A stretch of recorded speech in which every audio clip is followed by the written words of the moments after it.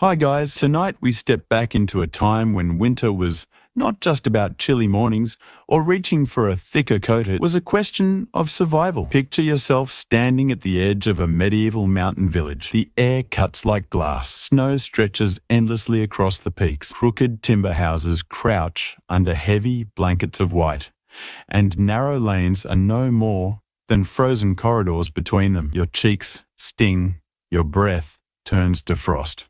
And you realize, without fire, smoke, and the strength of your neighbors, spring may never come. So before we go inside, take a moment, like the video, subscribe if you truly enjoy these journeys, and let me know in the comments where you are in the world and what time it is right now. It's always amazing to see where we're keeping each other company. Now, dim the lights. Let's step into the first hut. The shock is immediate. From the blinding cold to sudden suffocating warmth, mixed with a haze of heavy smoke that pricks your eyes. Chimneys are rare luxuries here. Instead, smoke creeps out through roof holes or cracks in the walls, maintained out, while the hearth, a shallow pit of glowing logs, struggles to hold back the mountain chill. The glow is weak, but compared to the freezing night outside, it feels like an embrace. The hut itself is tiny. 1 or 2 rooms at most. Walls patched with clay and moss lean inward. Animal hides drape across doorways to block drafts. There is no privacy. Parents, children, elders all live together in this smoky womb. And often, animals share the space too. Chickens scuttle across the floor, scratching straw near the hearth, not just for convenience, but because their warmth and eggs are safer inside than out in the bitter dark. Yes, you might share a pillow with a hen. Historical records from alpine villages tell us that even wealthy families crowded into a single smoky room during harsh winters. Firewood was too precious, often taxed by local lords to heat more than one room. Impossible. You brush a rough bench gritty with ash. On one side, it's warm from the fire. On the other, it's icy enough to numb your fingers. Villages twisted and shifted constantly like plants chasing sunlight, leaning into every ember's heat before it faded. At night, straw mattresses spread across the floor, furs piled high, whole families huddled shoulder to shoulder, children nestled against parents, blankets and cloaks piled over them.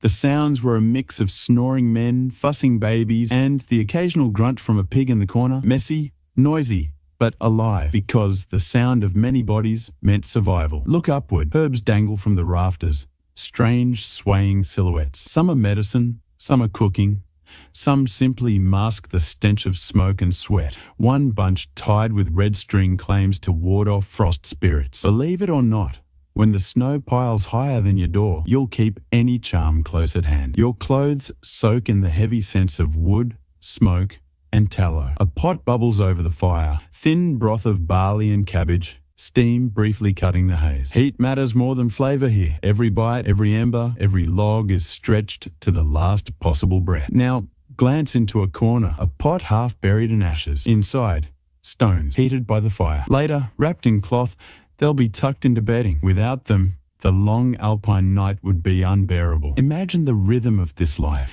Each log weighed like gold, each ember preserved, each draft blocked with rags and moss. Not comfort, but constant negotiation with the cold. And yet, laughter survives here. Children's eyes shine even through coughs. Families whisper prayers over patched cloaks. The fire is weak, but so stubbornly alive. Step outside again. The cold slams against you like a wall. The hut glows faintly behind, a fragile lantern against a vast darkness. Villagers hurry along narrow lanes, bent under buckets or wood, smoke trailing from roofs.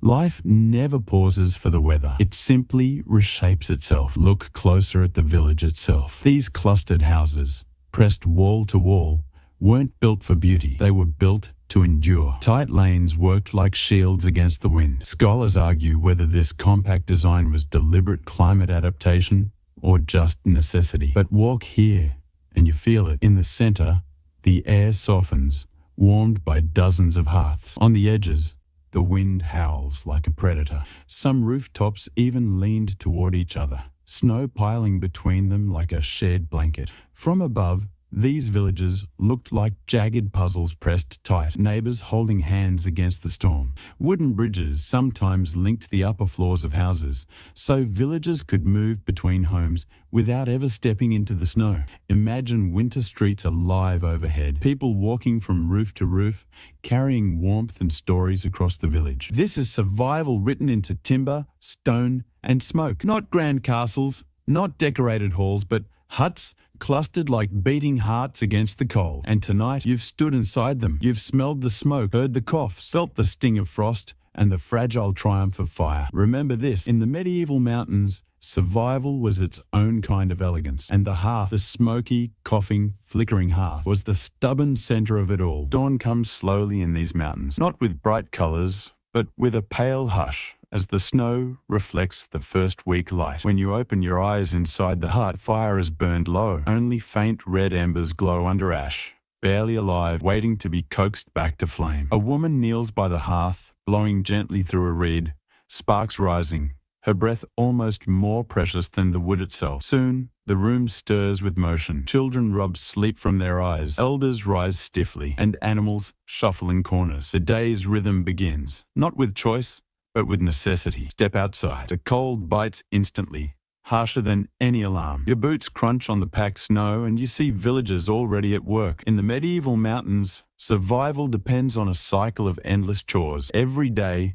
is a battle to gather enough fuel, food, and water before the sun sinks again. First, the firewood. Bundles are hauled from the forest far below, a task that eats entire days of labor. Imagine climbing icy slopes, axes in hand, swinging until sweat freezes on your brow. Each log dragged up by sled or mule feels heavier than gold. In fact, lords often taxed every bundle, forcing peasants to give away part of their hard-earned lifeline. Stealing wood could mean punishment, or worse. Next, the water. Streams and wells are often frozen solid, so villagers smash through ice with poles, dragging up buckets of frigid water, their hands red and raw in the freezing air. Carrying it back without spilling is a skill in itself. Animals, too, demand attention. Goats and sheep shuffle restlessly in cramped barns. They must be fed, milked, their waste cleared. Without them, there is no milk, no cheese, no wool for clothing.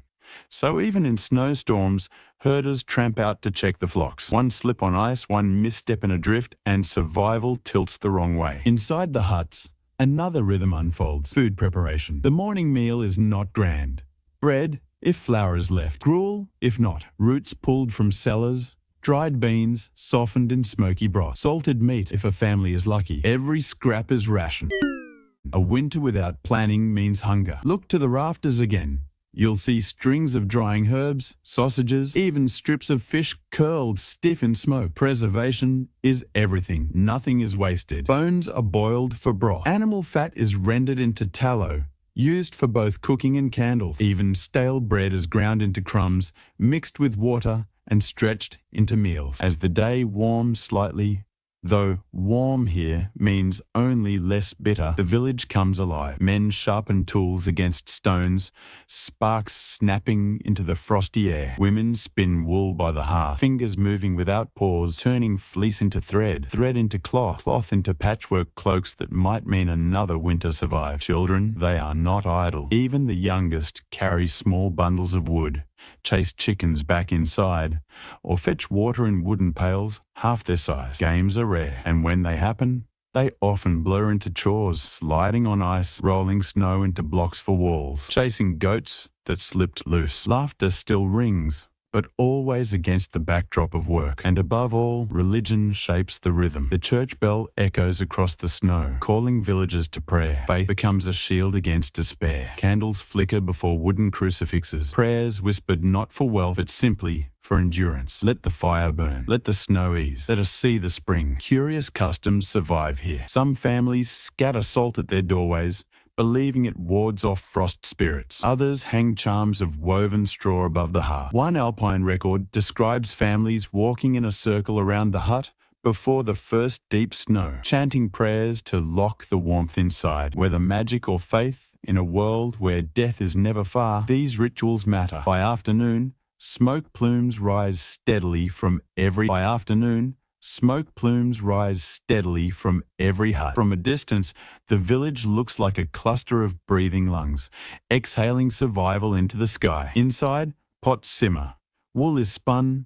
Axes ring against frozen logs. The rhythm repeats endlessly until spring finally dares to return. But the truth is, not everyone makes it to spring. Hunger, frostbite, illness, these claim lives every year. And yet, when night falls again, families gather around the same smoky hearth, telling stories, singing old songs, children pressed close to mother's skirts. The fire crackles, casting shadows on the walls, and you feel the fragile but unbreakable triumph of human endurance. Tomorrow, I'll show you how these villagers face their greatest threats, not just in hunger and frost, but avalanches, wolves, and the cruel weight of feudal taxes. For tonight, remember this: life in the medieval mountains was not comfort but courage. Every ember, every log, every stitch of wool carried the weight of survival. Night has fallen again. The mountains don't sleep. They groan, they shift, they whisper. The snow outside is no longer soft.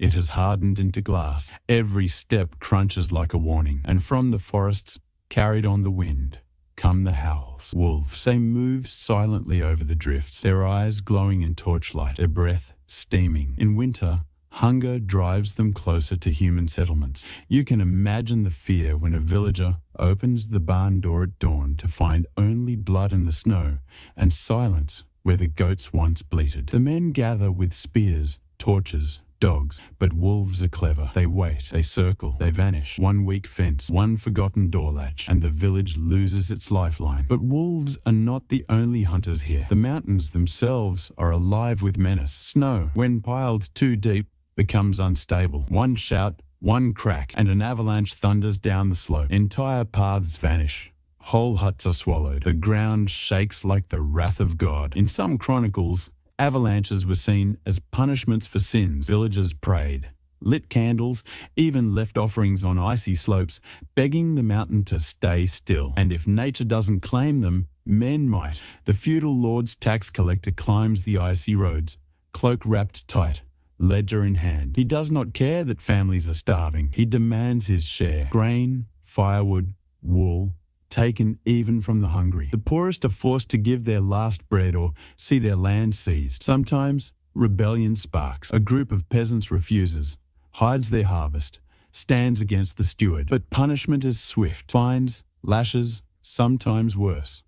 So most bend their heads and hand over what little remains. Inside the huts, another danger festers: illness. The air is thick, smoke-stained, the floor damp. Dozens of bodies huddled together in a single room. One cough spreads like fire. Fevers burn. Children weaken. There is no doctor here. Only herbs hung from beams, prayers whispered over sick beds, and the hope that God spares one family and not another. Death in winter is quiet but merciless. The church bell tolls, and villagers trudge through snow to dig a shallow grave in frozen ground, their tears freezing on their cheeks. And yet, even against all this, there are moments of defiance. A boy sneaks bread to his starving dog, though food is scarce. A mother tells fairy tales by the fire, her voice weaving magic that warms her children more than the flames. Men gather in the tavern. Yes, even in mountain villages there is often one, drinking thin ale, slamming mugs on tables, singing songs to drown the howls outside. Laughter bursts out, loud and raw, as though daring the wolves, the avalanches, and the lords themselves to take it away. This is the paradox of medieval mountain life. Death always one step away, yet life clung to with ferocity. A single loaf shared, a single fire kept burning, a single prayer repeated night after night. Hope, fragile, stubborn hope, was their greatest weapon. The longest nights of winter press hardest on the human spirit. Food runs low, firewood dwindles, sickness spreads. But villagers were not only fighters of hunger. They were keepers of traditions, dreamers who tried to hold back despair with ritual. When the solstice came, the darkest day of the year, the village would gather outside, even in the biting cold. Bundles of dry branches, hoarded for weeks, were piled high into a great bonfire. Flames roared against the black sky, sparks flying into the stars like prayers made visible. Around that fire they sang, they danced. Children wore masks of straw and wood, shaped into beasts with wide eyes and crooked teeth, meant to scare away evil spirits lurking in the snow. Some called it celebration, others called it protection, because in their minds, winter was not only nature's doing, it was a battle between spirits of frost and the fragile warmth of human life. Every clap, every drumbeat, every chant was a weapon against the cold. Imagine the sight, a line of villagers carrying torches, walking in procession through the mountain paths, their breath fogging, their boots crunching, their shadows stretching long across the snow. They would circle the fields, even if the fields lay frozen, believing their steps would wake the soil and promise a good harvest when spring returned. Inside the huts, smaller rituals thrived. Sprigs of evergreen were brought in, tucked above doors and windows, not for decoration, but because evergreens, plants that defied the snow, were seen as guardians, proof that life endured. Salt was scattered at thresholds. Charcoal crosses were drawn on walls. Some families whispered blessings into their bread before baking, so each meal carried a layer of protection. And there were darker customs too. Some chronicles describe masked figures who went house to house, beating drums, rattling bones, shouting through the night. They weren't thieves, they were chasers of winter, frightening away the demons of cold and hunger. The sound itself, the sheer noise, was believed to drive out death. For children, these nights held a mix of wonder and fear. They hid behind skirts, peeking at horned masks, half believing the men inside were spirits of the mountain come to test them. And perhaps in a way, they were. Even the church, though wary of pagan customs, could not strip them away completely. Priests blessed the bonfires, turned chants into hymns, renamed festivals in honor of saints. But under the surface, the older beliefs endured, because when survival hangs by a thread, people cling to every thread they have. By midwinter, the festivals grew quieter. The food stores were shrinking. The singing was softer. And yet, when the bells tolled for Christmas, the village gathered again. They crowded into the small stone church, breath rising like incense in the frozen air. Candles flickered, hymns echoed, and for a brief moment the weight of winter lifted, not gone, but lighter.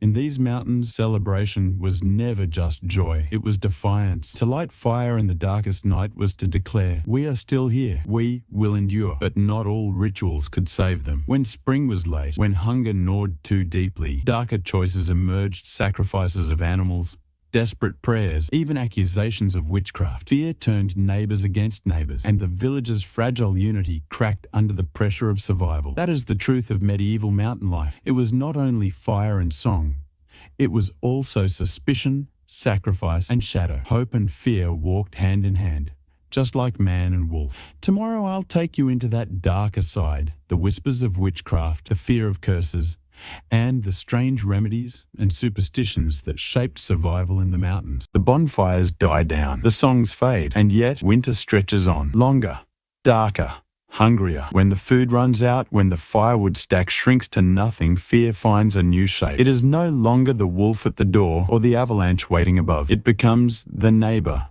across the path, the old woman with crooked fingers, the child born with a strange mark, the family whose hut always seems to burn brighter than the others, even in the worst cold. Whispers begin. Perhaps someone is working with dark forces. Perhaps someone has cursed the village, because how else can one family still have bread while another starves? How else can one child live while another dies coughing in the smoke? And so suspicion spreads faster than fire. In the dim light of a hut, you hear the stories. She walks in the snow and leaves no tracks. His cow gives milk when all others have gone dry. I saw her muttering over the well before the water turned foul. These tales grow in the telling until they become truth. Accusation follows. The priest is called, holy water sprinkled. Charms and herbs are torn down, cast into the flames. Sometimes the accused is forced to swear innocence before a crucifix. Sometimes worse. Trials by ordeal were not rare. A woman might be plunged into freezing water. If she floated, she was guilty. If she sank, she was innocent, though she might not survive. Bread and salt might be placed on her tongue. If it burned her mouth, the village declared her a witch. In truth, these were not tests of magic. They were tests of fear, of who the village could afford to blame. But not all accusations led to violence. Often, they led to ritual. A villager might leave offerings of bread or milk at the crossroads, hoping to appease unseen spirits. Charcoal crosses were drawn on doors. Prayers to saints were whispered alongside charms older than Christianity itself. And remedies, they were as much faith as medicine. A fever might be treated with boiled bark and whispered blessings. A cough soothed with honey, if any remained, mixed with ashes from the hearth. For nightmares, a pouch of salt was hung above the bed, or iron scissors laid under a pillow to cut the evil away. Children listened wide-eyed as their mothers told them, "Do not go into the forest after dark. The mountain spirits will follow you home. Never whistle at night, or you'll call the dead. Always keep the fire alive, or shadows will creep into the room." Whether true or not, these rules shaped survival. Belief itself became a weapon against hunger, against despair, against the endless silence of snow. And yet, belief could also destroy. Families torn apart by suspicion. Neighbors turned against neighbors. An innocent woman left shivering in the snow, banished from the only community she knew. This is the shadow that haunted every firelit night in the medieval mountains. Survival was not only about keeping the fire burning, but keeping trust alive, and trust was often the first thing to die. Still, even with fear gnawing at their hearts, villagers endured, because if the mountain taught them anything, it was this: winter may take much, but never everything. So long as one fire still burned, hope itself survived. At first, the change is so small, no one dares believe it. The snow feels softer underfoot. The wind loses a little of its bite. The sun lingers just a moment longer at the edge of the sky. Children notice it first. Their ears catch the sound of dripping water from the eaves, tiny streams running across the frozen ground. They laugh and chase it,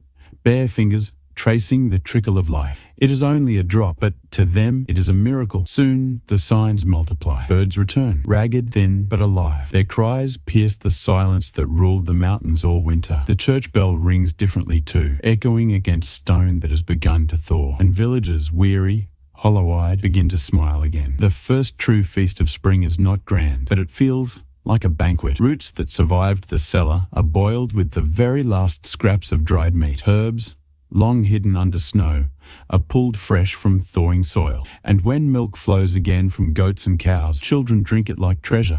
That first taste of green, of fresh, of new eat is as if the body itself remembers how to live. With the thaw comes ritual. Villagers gather at the edge of the fields, stomping the ground with boots, calling out blessings, sometimes shouting into the soil itself, "Wake, wake!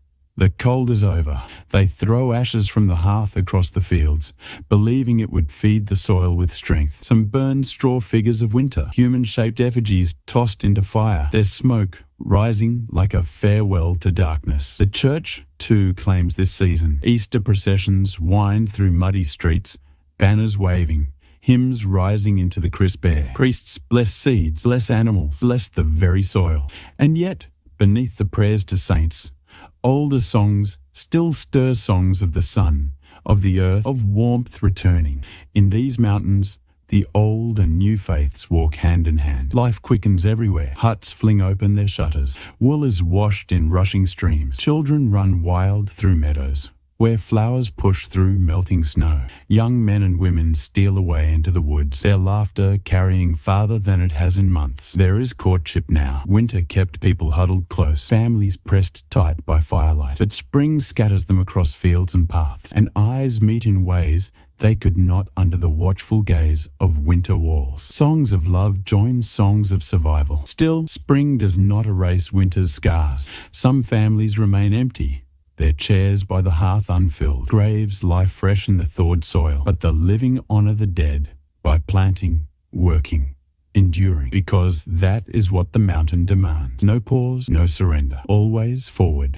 The villagers know well that another winter waits beyond the seasons. But for now, for this brief golden stretch of time, they breathe, they laugh, they feast, and they dare to hope, because in the medieval mountains, spring was not just a season. It was proof that even the longest night eventually breaks, that no matter how deep the snow, life always claws its way back through. Spring is not rest. Spring is work, because in the mountains, every warm day is a gift, and every wasted day is a death sentence when snow returns. The soil, freed from its icy prison, becomes the center of life again. Fields are plowed by hand, heavy wooden blades dragged through mud by oxen. The air is filled with the groan of wood, the snort of beasts, the shouts of men guiding furrows. Behind them, women scatter seed, rye, barley, oats. Each handful thrown into the earth is a prayer. Grow, feed us, save us. Children follow, driving away crows with shouts and sticks. The smallest ones carry baskets of stones, dropping them into walls that ring the fields. Stone by stone, they build the skeleton of survival. In the forests, another kind of labor begins. Men with axes fell trees, stripping bark, stacking logs in towering piles. Firewood, always firewood. Even in summer heat, the thought of winter's bite never leaves them. Every cartload dragged back to the village is as valuable as gold. Summer brings more blessings and more burdens. Sheep and goats are driven higher into the alpine pastures, where meadows bloom with grass sweet enough to fatten them for the months ahead. Herders sleep in huts of stone and timber, watching their flocks against wolves, storms, and thieves. They milk the animals daily, turning milk into cheese, hard wheels of it built to last the winter. Those wheels, stacked in cellars, become the bank account of the poor. Women work without pause. They spin wool, weave cloth, cure hides, tend gardens bursting with herbs and beans. They gather wild plants from the woods, nettles, mushrooms, berries, drying them for the cold month to come. Every leaf, every root has value. Nothing is wasted. And when harvest comes, it is a storm of labor. Fields of grain are cut with sickles, bound into sheaves, carried on bent backs to barns and lofts. Threshing floors thunder with the sound of flails, beating grain free from stalk. Chaff fills the air, clinging to sweat-damp skin, itching throats. Yet spirits rise. For this is survival in its purest form, the gathering of life before the freeze. The village swells with noise, with motion, with laughter even. Alley flows, songs rise, neighbors help neighbors. But beneath it all runs the same thought. Work faster, store more. Winter waits. Autumn brings urgency. Cabbages, turnips, onions, pulled from the soil, stored in root cellars. Apples and pears strung from rafters. Herbs tied in bundles, hung above smoky hearths. Salted fish stacked in barrels. Every hut smells of preservation. Vinegar, smoke, brine. And trade awakens too. Merchants climb mountain passes, their carts creaking with goods. Salt, iron, cloth, sometimes wine, exchanged for cheese, wool, timber. These deals mean survival. Without salt, meat cannot be kept. Without iron, tools cannot be mended. The villagers haggle, argue, barter, knowing each trade might tip the balance between life and death when snow comes again. By late autumn, the pace quickens. Repairs are made. Thatch replaced on roofs. Cracks sealed with clay. Barns reinforced against storms. Children gather kindling in baskets until their arms ache. Men drag the last logs into sheds. Women boil the final pots of jam, pickle the last roots. And then, one morning, frost glitters on the fields. The cycle turns again. All the summer's labour is locked away in barns, cellars, and lofts. The village exhales, tired, proud, but anxious too, because they know what comes next. The long dark is already on its way down the mountain, and so the wheel of the year turns. In the medieval mountains, life was not measured by weeks or months, but by how well you prepared for winter, the season that never forgave mistakes. The first snow does not fall gently. It comes with a storm, howling down the valley, hammering shutters, piling drifts against doors. Children cheer, but the elders exchange uneasy looks. They know what it means. The gates of the year are closing. Inside the huts, every movement slows. The village shrinks to its core. Fire, food, family. Day one of winter. The hearth burns bright. Families still generous with logs. A pot simmers with cabbage, onions, salted pork. The air is thick with steam and laughter. The children chase each other, tossing snow through doorways, shrieking with delight. The storm outside is still a novelty, a spectacle. 1 week in, the novelty has died. Snow lies heavy, blocking lanes. Roofs creak. Men climb with shovels, pushing drifts down before the beams snap. The hearth fire is smaller now, measured, each log added with a silent calculation. How many more do we have left? Meals grow simpler. Barley bread, broth thin as water, sometimes a wedge of cheese. Salted fish or dried beans stretch meals further. Nights grow long. Families huddle in straw beds, listening to the wind claw at the wall. Sometimes it feels as if the night will never end. Midwinter, this is the true test. Food is portioned like treasure. Cheese wheels are cut thin. Roots measured by the handful. Every bite is stretched, every ember preserved. Hunger begins to gnaw, not starvation. Yet, but the stomach is never truly full. Children grow pale. Coughs worsen. Mothers trade gossip by the hearth. Which family has lost livestock? Who has run low on grain? Everyone listens, quietly calculating who may not last until spring. Outside, the village is silent. Snow piles so high that doors open only to white walls. Men carve tunnels, paths between huts. A strange underground world of packed snow lanes forms, blue light filtering through icy ceilings. Life continues inside these frozen corridors, the feast of midwinter. And yet, in the bleakest moment comes celebration. A feast, small but symbolic. Families slaughter a pig or share meat between households. Ale flows. Songs echo off smoky rafters. Children's eyes sparkle as they eat till their bellies ache, for once not counting mouthfuls. It is reckless, even dangerous, but necessary, because winter is not only a battle of body, but of spirit. If hope dies, the village dies. Late winter, the true hunger begins. Roots sprout in storage, their flesh soft and bitter. Grain barrels grow low. Cheese wheels vanish. Meals are boiled nettles, dried peas, bread stretched with husks, or even sawdust. Stories are told of hungry gaps when families survived on boiled bark, on thin porridge flavoured with nothing but smoke. Travellers record villages where children's bellies swelled with malnutrition, where desperate eyes turned to neighbours with suspicion. But here, in this hut, they endure, barely. The fire burns weaker now. Logs are precious, rationed to the last splinter. Children's fingers grow blue. Women stitch mittens from scraps. Men stuff boots with fresh straw. At night, frost creeps inside, glazing walls, shimmering even on blankets. You wake to see your breath cloud in the dark, as if the hut itself is exhaling despair. The first thaw, and then miracle. Water trickles through snowdrifts. Icicles drip. A rooster crows louder than usual, sensing what all feel. Winter is breaking. The village stirs. Doors swing open to sunlight, blinding on white fields. Men emerge with shovels. Women with baskets. Children stumbling barefoot into the melt, laughing, crying, collapsing in the slush. The danger is not gone. Hunger still lingers until fields grow again. But survival has been proven once more.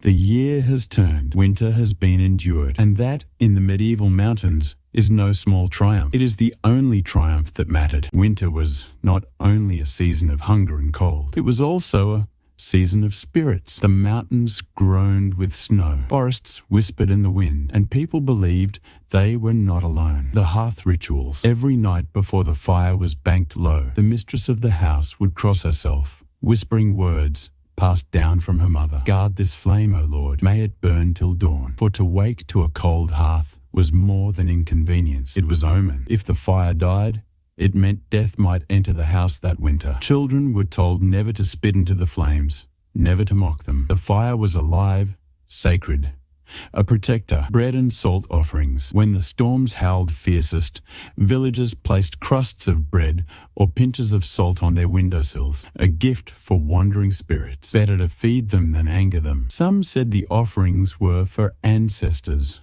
roaming in the winter winds. Others claimed they were for the wild hunt, a ghostly host of riders led by a spectral lord sweeping through the skies at night. If you heard the hunt above your roof, you prayed it passed over. If the hoofbeats stopped, you lit every candle you had and begged they did not come inside. The bells of the church. At the heart of the village, half buried in snow, stood the little church. Its bell was more than a call to prayer. It was a weapon when storms grew too violent, when avalanches threatened, or when sickness spread. The bell was rung. Its iron voice was believed to scatter demons, break curses, even push back the snow itself. The villagers would gather, heads bowed, each note trembling through their bones, believing the sound kept darkness at bay. Winter saints and superstitions. Certain days were watched with dread. St. Nicholas Eve brought joy for children, but also warnings. Misbehaving souls might be visited not by gifts,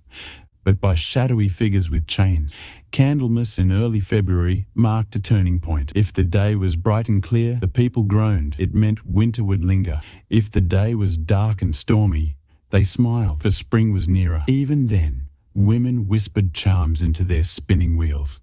Men blessed their ploughs, and children traced crosses in frost on the windows. Every act was layered with meaning. The dead of winter, there was also fear, for winter was believed to thin the veil between worlds. Those who had died the year before might wander. Sometimes villagers swore they saw them in snowstorms, faces in the drifts, voices in the wind. That is why, on certain nights, doors were left unlocked, candles placed in windows, a gesture of welcome or of surrender. Because if the dead wished to enter, who could keep them out? And yet hope, despite fear, despite hunger, winter was also a time of stories. Grandmothers told tales of heroes who fought frost giants, of saints who warmed villages with a touch. Children listened wide-eyed, clutching each other under blankets. Hope was preserved, not in food or fire alone, but in imagination. The village endured not just because of what they ate, but because of what they believed. When spring came at last, snow melting into roaring rivers, fields greening again, it felt like resurrection. They had walked with spirits, fought with hunger, bargained with fire, and still lived. The thaw began slowly. At first, just a trickle, water whispering under ice. Then a roar, rivers swelling, crashing through valleys, carrying whole trees in their flood. The village stirred like a bear from hibernation. Doors opened wide, smoke thinned from chimneys, and pale faces peered into sunlight they had not felt for months. The first days of spring. Snow still lay in shadows, but grass poked through, green as emeralds. Children ran barefoot into puddles, shrieking, while mothers scolded them for their wet feet. Men carried broken ploughs into the light, sharpening blades, oiling wood. Women scrubbed winter-stained walls, shook straw from bedding, swept out months of soot and ash. The smell was new. Wet earth, rotting leaves, life returning. Planting rituals. Fields, hardened and starved, had to be coaxed back. The first furrows were carved with ceremony. Men crossed themselves before striking soil. Women scattered blessed grain. Sometimes an old loaf of bread, saved from the winter, was buried in the first row, an offering to the earth. Children carried water in pitchers, sprinkling each corner of the field. Priests blessed seeds with holy water, and some whispered older charms too, chants to earth goddesses, to spirits of rain and sun. Half pagan, half Christian, but all with the same hope. Let the harvest be kind. Feast of spring. As soon as green shoots rose, the village celebrated. A lamb slaughtered, ale brewed from the last of the barley, wild herbs gathered fresh. Music returned. Fiddles, flutes, drums, sounds that had been silent through the bitter cold. Men and women danced in circles, wreaths of flowers on their heads. Children leapt over small bonfires laughing, believing it made them strong and kept illness away. The feast was not only joy, but defiance, proof that death had not claimed them. Work and hope. Spring was no rest. It was toil. Every hand turned soil, planted seeds, repaired fences, patched roofs torn by snow. But there was energy in it, different from winter's weary survival. The people worked with light hearts. For now, every effort promised reward, the return of colour. Clothes were washed and dyed anew. Wool garments, dulled with smoke, were brightened with fresh herbs and plants. Madder for red, woad for blue, weld for yellow. The drab greys of winter gave way to colour once more. Even the church altar was dressed in flowers. The first market day. With roads passable again, traders came down from hills and valleys. Markets sprang to life. Spices, honey, new tools, salt. Villagers carried what little they had to barter. Eggs, wool, early herbs. The square rang with voices, laughter, gossip of other villages. The world, silent and closed all winter, opened again. The cycle complete. Spring did not erase winter. The memory of hunger remained. Every seed planted was a prayer. Let us not starve when the snow returns. But for now, the world was alive. Children sang, bells rang, fields breathed. The cycle turned once more, and the village, scarred but unbroken, walked into the light of a new year. The world was alive. Fields swayed green and gold.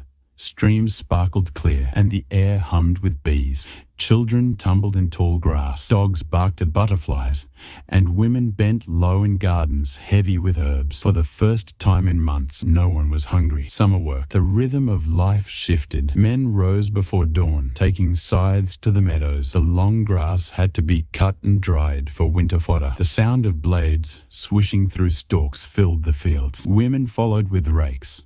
children gathering every scrap, because one lost armful of hay might mean one lost cow in February. The fields were not just work, but a pulse. Life depended on them. Summer markets and fairs. With roads clear and passes open, travellers and merchants returned. Markets filled with colour. Saffron from far lands, salt from the coasts, bolts of bright cloth, jugglers, fiddlers, and acrobats filled the air with wonder. Villagers who had spent the winter in silence now roared with laughter, bargained fiercely, drank deeply. It was a carnival of life, a promise that the world stretched far beyond their snowbound valley. Midsummer night. At the heart of summer came the great festival, St. John's Eve. Midsummer night. Bonfires blazed on hilltops, their flames seen for miles. Men leapt over the fire for strength. Women tossed herbs into the flames for fertility, luck, or healing. Children ran with torches, chasing away shadows. Songs carried into the night. Drums beat. Ale flowed. And for a few hours, the world belonged not to hunger or fear, but to joy. Summer love. Summer was also the season of marriages. With food plentiful and weather kind, families arranged unions. Weddings meant music, gifts of bread and ale. Whole villages feasting together. Young men and women met in dances, exchanged garlands of flowers, whispered beneath apple trees. For many, it was the only time of year love felt possible. The dangers of summer. But summer carried shadows too. Heat brought disease, sweats, fevers, the bite of unseen sicknesses. Swollen rivers swept away fields. Sometimes bands of raiders rode through mountain passes, seizing what villagers had gathered. And always there was the fear of fire. One careless spark in a wooden village could turn abundance into ash. So every bonfire of celebration was also a gamble with fate. Harvest approaching. As summer deepened, the wheat turned from green to gold. Heads bent heavy, waiting for the scythe. The village watched the skies with nervous eyes. A storm at the wrong moment could ruin the crop, so prayers grew urgent. Crosses were traced over fields. Priests walked the boundaries, blessing every stalk. Children carried candles between rows, their wax dripping into soil, a mingling of hope and sacrifice, the height of life. Still, for all its dangers, summer was the season when life felt richest. Food in the pot, flowers in the meadow, songs in the air, a fleeting paradise. The memory of hunger faded, though never fully gone. But every villager knew summer was not an end. It was a bridge, a preparation, because winter always waited. Somewhere beyond the hills, the air shifted. The heat of summer softened into a golden glow. Mornings grew misty, evenings sharp with chill. Leaves turned, first yellow, then crimson, then brown, carpeting the paths where children ran with baskets of apples. The year was dying, but it died beautifully. The harvest begins. This was the moment all life revolved around. Scythes flashed in the sun, sweeping fields of wheat, barley, and rye. Men cut. Women bound sheaves. Children gleaned every grain left behind. No scrap could be wasted. The harvest was not just work. It was war. A race against storms, against rot, against the turning of the year. If the harvest failed, all else failed. The harvest feast. And when the last sheaf was cut, a cry went up. Villagers carried it home, decorated with ribbons and flowers. The harvest queen, or corn mother. It was placed with reverence in the barn, a symbol of life preserved for winter. That night, the whole village feasted. Ale flowed, bread baked fresh, meat roasted on spits. Fiddlers played, couples danced, torches blazed in the square. It was gratitude turned into music, relief turned into laughter. For one night, hunger was forgotten. Autumn work. But there was no rest. Granaries had to be sealed tight. Hay stacked high, wood cut and split into endless piles. Every family measured their stores. Grain in sacks, salted meat in barrels, vegetables buried in cellars. Fathers counted logs, mothers counted loaves. And still, the question haunted them. Will it last? The church and Thanksgiving. Priests led processions through the fields, incense trailing in the cool air. Prayers were offered, not only for thanks but for protection. From blight, from fire, from the long winter. Children carried lanterns carved from turnips, glowing faces to light the dusk. These were both games and charms, to frighten away spirits that roamed in autumn's thinning veil. Signs of the coming cold. Geese flew overhead, their cries echoing across valleys. Cattle were driven down from high pastures, bells clanging as they filled the byres. Herds were counted, but not all would see winter. Some animals were slaughtered, their meat salted, Their hides tanned, their fat turned to candles. Smoke thickened from chimneys. The world smelled of wood, earth, and blood. The shadow of winter, even in abundance, fear lingered. The older folk shook their heads. A heavy harvest means a hard winter.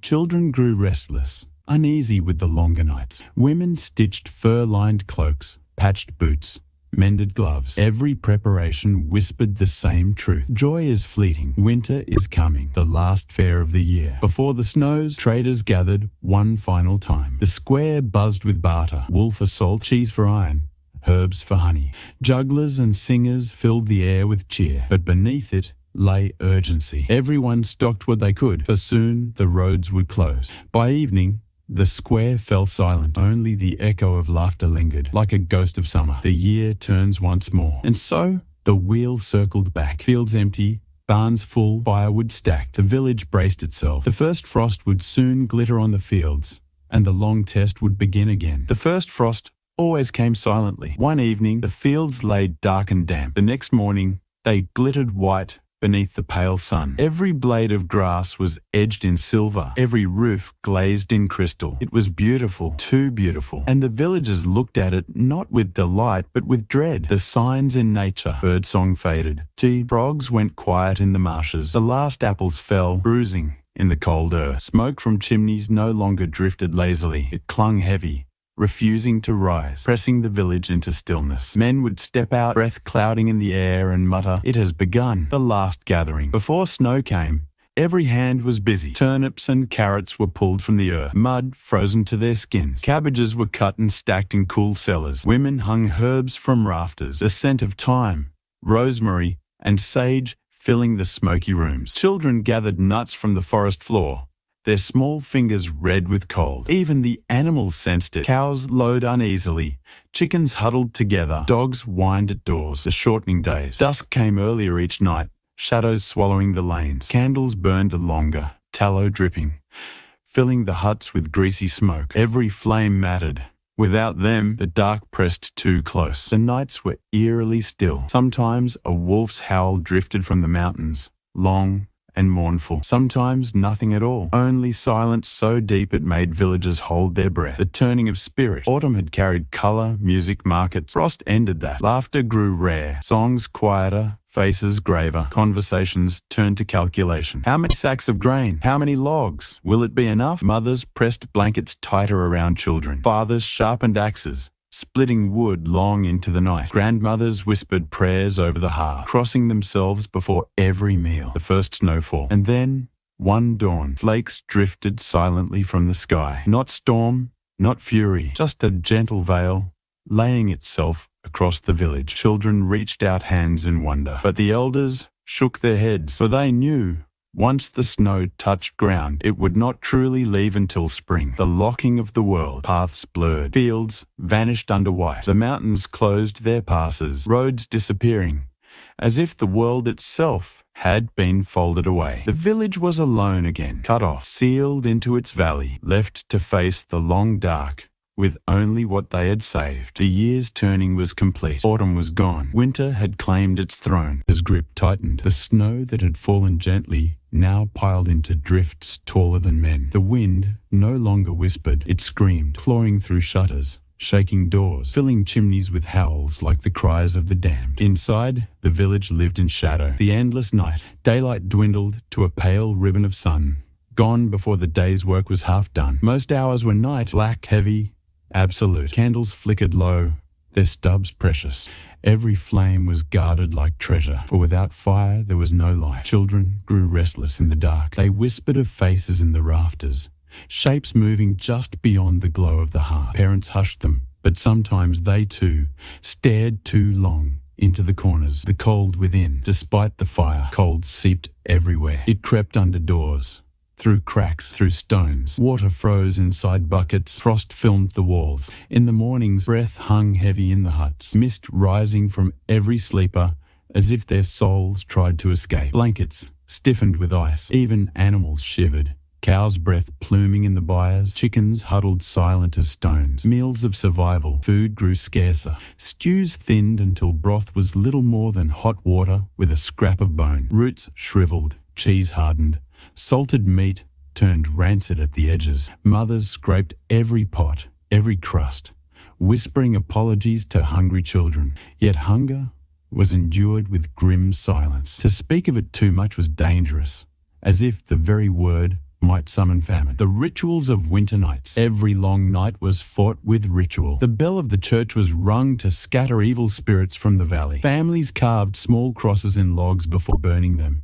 Praying each spark kept sickness away. Candles were placed in windows, their light guiding lost souls or warning spirits to pass by. And in the dead of December came the feast of Yule. Bonfires blazed high on the hills, defying the darkness. Children carried torches through the snow, stamping out circles of light. Songs were sung, strong and loud, as if to convince the world that life still had strength. For one night, the village refused to spare the silence. But when the fires died and the songs faded, silence returned heavier than before. Wolves prowled the edges of the fields, their eyes glowing in moonlight. Snow creaked with unseen weight. Sometimes, in the dark hours before dawn, villagers swore they heard knocking, soft, insistent, at their doors. No one opened. The dead of winter. This was the hardest time. Midwinter, when supplies were lowest, when sickness spread fastest, when even hope burned low. Every cough felt like a curse. Every candle guttering out felt like a warning. And yet, through it all, the people endured, huddled in smoke and prayer, scraping pots, rationing logs, clinging to the fragile thread of survival. They waited always for the first sign that the world would turn again. When nights stretched too long, the villagers whispered of things that moved outside the bounds of the living. They said the world was thinnest then, when the sun seemed dead and darkness ruled without challenge. The wild hunt. Many swore that on storm-torn nights, when winds roared across the valley, they could hear it. A thunder of hooves, the baying of hounds, voices crying out from the blackness of the sky. The wild hunt. A procession of ghostly riders, storming across the heavens, led by a shadow king no man dared name. Those caught outside risked being swept into their ranks, riding forever between worlds. So doors were barred, fires were stoked, and prayers rose, desperate and fast, whenever the howling wind carried a horn's call. The winter spirits. They believed every drifting snow carried spirits, some kind,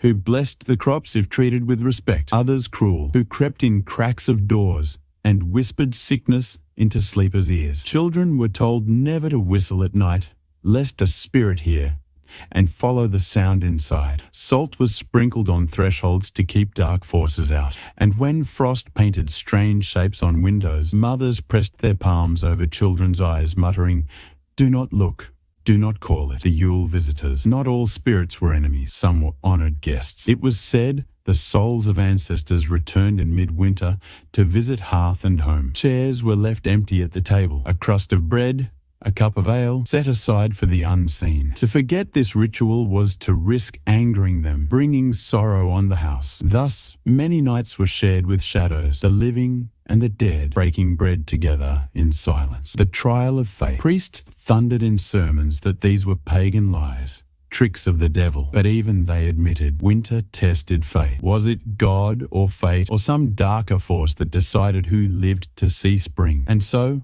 prayers mixed with charms, blessings with superstitions, holy words with whispered folk chants, passed down through centuries. The midnight knock. Most frightening of all was the belief in the midnight knock. If someone tapped on your door 3 times at night and no one stood outside, it was a summons. Not to answer, no, never that. It was the dead calling.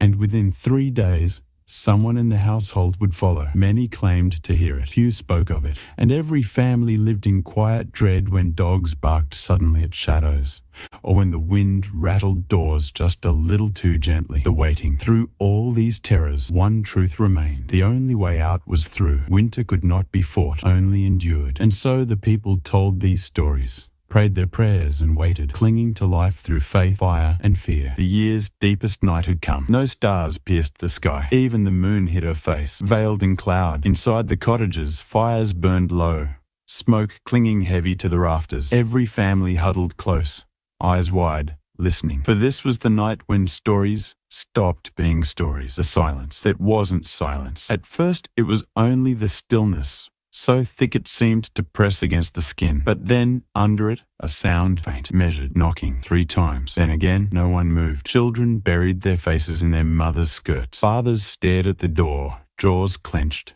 knuckles white around fire pokers and axes. They all knew what it meant. The midnight knock, the village watchers. In one house, a man swore he saw a figure in the snow through the slits of the shutter. A woman's shape, pale as frost, hair long, eyes blacker than the sky. She did not move. She only waited. Others claimed to hear voices whispering just outside. Familiar voices. A dead mother calling her son's name. A lost child crying for warmth. The sound of loved ones who should not be there. And always, always, that tapping at the doors. The rule of survival. Everyone knew the law. Do not answer. No matter how soft the cry.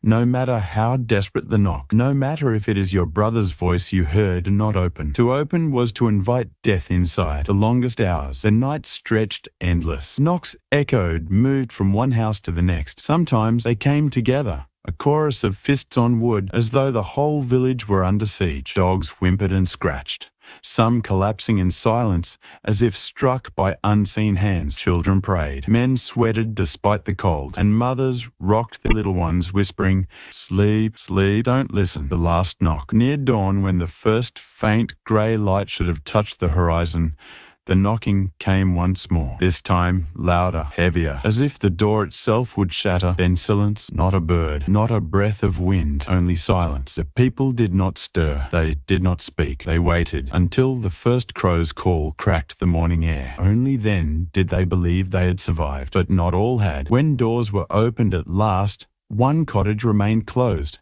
its fire long cold. Inside, the family sat frozen in their chairs, eyes wide open, skin pale as the snow outside. No wound, no struggle, only silence within their lungs. The midnight knock had claimed its due. The morning after the silent cottage was found, the village gathered in the church, faces hollow, eyes bloodshot from sleepless nights. The priest's voice trembled as he prayed, his words echoing against cold stone walls. But even prayers sounded weak in the shadow of what had happened, because everyone knew this was not the end. The knock had tasted them. It would return. Whispers of blame. Fear always looks for someone to carry it. Some blamed the old widow who lived alone, muttering charms no one understood. Others accused the blacksmith, who had once refused to ring the church bell on Yule. A few whispered of the children. Maybe one of them had answered in their sleep. Maybe one had spoken back to the voices in the dark. No one knew, but suspicion spread like frost over glass, cracking trust, making every glance sharp. The second night. That evening, fires burned hotter than ever before. Every log was thrown into the hearth, though wood was running low. Men sat awake with axes. Women clutched rosaries.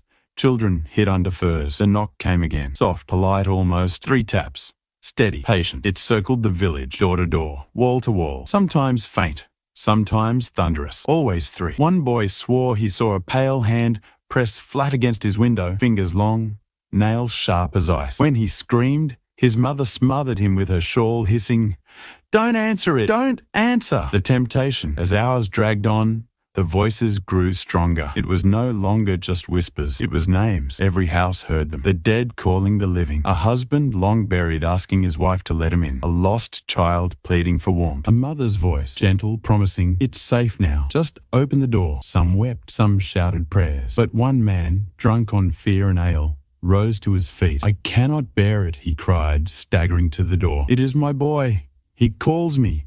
I must see him." The others held him back, binding his hands with rope. Better to restrain one man than to bury another family at dawn. The hour before dawn. That night lasted an eternity. The knock never stopped. Sometimes close, sometimes distant, sometimes many doors at once. But as the grey of dawn crept at last into the sky, it faded. Silence fell again. And once more, when the village stirred, another family was gone. This time, the door had been opened. Snow had drifted inside. Footsteps, bare, countless, led out into the forest, but none returned. The fear rooted deep. Now there was no denying it. The knock was not some ghostly accident. It was hunting them, choosing, testing, waiting. And worse, the forest itself seemed to lean closer. Trees pressed heavy under snow, their branches cracking like bones. Wolves howled, but some swore the howls carried words. It was not just winter anymore. It was something else, something that fed on their fear, their hunger, their faith. The third morning came, grey,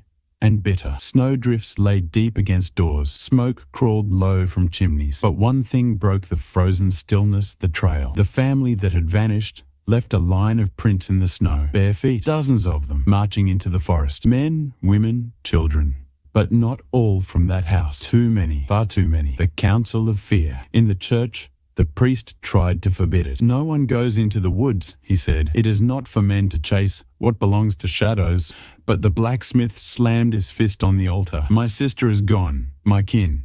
If we do nothing, we are next." Others muttered in agreement. Some wept, torn between terror and hope. And so, despite the priest's pleas, a small band gathered. Men armed with axes and spears, women clutching torches and charms. They would follow the trail, the forest path. The woods swallowed them whole. Branches heavy with snow creaked and groaned overhead. The air smelled of iron and rot, as if something had bled long ago. The footprints did not wander. They walked straight, too straight, like soldiers on parade. And every so often, the prints overlapped, as if dozens had marched in perfect rhythm. Bare flesh unburned by frost. Deeper they went, deeper still, until the village behind them seemed like a dream they'd already forgotten. The first sign. At the edge of a frozen clearing, they found the first relic. A child's Toya carved wooden horse lying in the snow. It was not broken, only set down as if placed carefully by small, deliberate hands. Then another sign. A rosary, a bonnet, a spoon of carved bone. Each object laid neatly, one after the other, like offerings along the path. The circle of trees. At last they reached it. A ring of oaks, twisted, blackened with frost, though no other tree bore such blight. At the centre, the footprints stopped, every single one. The snow inside the circle was untouched, smooth as glass. No one had entered, and yet the torches flickered low, their flames bending inward, as though drawn to something unseen. The whispering wind. Then it came. Not the knock, not the voices, but a chorus of whispers rising through the branches. Some were kind, calling names with gentle sweetness. Others were cruel, spitting laughter that bit like ice. The villagers pressed hands to their ears, but the voices were not in the air. They were inside their skulls. "Let us in. Let us in. You belong to us. Come closer, closer." One man dropped his spear and staggered forward. His wife clung to him, screaming, but his eyes were wide and empty, his lips smiling. Before any could stop him, he stepped across the line of snow. The clearing swallowed him whole. Not a sound, not a trace. He was gone. The retreat. Panic broke. Torches were dropped, prayers shouted, curses flung. The survivors fled back through the woods, stumbling over roots, blinded by tears and snow. When they reached the village, dawn had risen pale and thin, but one fewer had returned, and the trail in the snow was already gone. The nights had taken nearly everyone. House by house, door by door, the midnight knock claimed its due. The village was hollow now, fires dark, windows empty, streets silent under endless snow. Only a handful remained: the priest, the blacksmith, a mother and her 2 children, and one old widow who whispered charms none dared repeat. They gathered in the church, their last refuge. A bell rope hung frozen, stiff as a corpse's arm. The great hearth sputtered, logs nearly gone, and outside the knocking began. The siege of silence. It came louder now, bolder, as if it knew the end was near. 3 knocks on the great church doors, 3 knocks on the windows, the walls, the very stones. The children wept, the priest prayed, the blacksmith cursed and raised his axe, and the widow whispered, "It is not doors they seek, it is us." The voices rose, echoing from every crack and corner, calling names, laughing, mocking. "Let us in, let us in. You belong to the snow." The choice? At last, the priest staggered to his feet, tears freezing on his cheeks. "If one must open, let it be me," he cried. "Better one soul lost than all damned." But the widow seized his arm. "No," she rasped. "They do not take the willing. They only take those who fear." Her words silenced the room, because fear was all they had left. The final knock. It struck like thunder. The doors shook, timbers cracking, snow blasting through the seams. The flames of the hearth bent low, nearly extinguished. And then the knock stopped, a silence deeper than any Winterfell. The survivors held their breath. The children clutched their mother's skirts. The blacksmith raised his axe once more. The widow whispered one final charm. The dawn, slowly, almost cruelly, light began to creep through the stained glass. The first sun in weeks, golden, thin, but real. The knock did not return. The voices did not rise. And outside, the snow was smooth, unbroken, as though no footprints had ever existed. The curse had passed with the night, but the village was gone. From dozens of souls, Only 5 remained. They stepped into the light, hollow, trembling, and alive, but carrying the knowledge that winter does not just starve the body, it eats the soul. And sometimes, if you listen too closely to the silence of the snowy, you can still hear it. 3 soft knocks waiting for the next door.